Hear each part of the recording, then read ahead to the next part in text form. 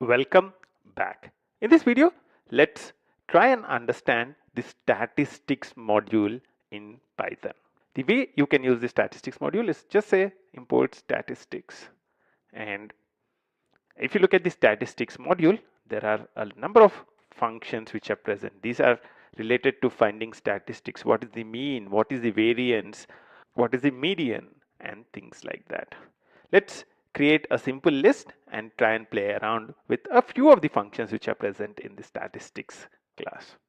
Let's create a simple list of marks, and let's say the marks which are present in here are 1, 6, 9, 23, and let's say 2. So it's a simple list of marks, and I would want to find the average mark. What is average called in statistics? It's called mean. Statistics.mean and pass in marks. So what it returns is 8.2 is the mean. There are other statistical functions which are present in here. So let's say I would want to find out median. I'm not a statistical expert, but median is when you arrange the numbers, what is the number which comes in the center? That's called the median.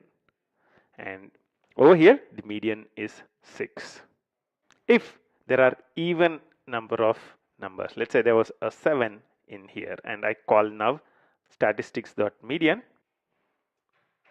it returns the average of the two values in between. So 6 and 7 are the values in between when these are sorted. So it returns the average of them, 6.5.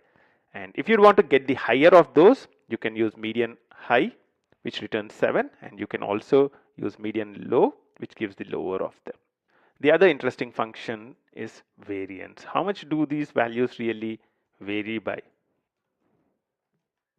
63.2. Don't ask me to explain that. It returns a value of 63.2. I have no idea what it is all about. But the idea behind this specific tip video is to show you the statistics module and see a variety of things that you can do with the statistics module. I'll see you in the next step. Until then, bye-bye.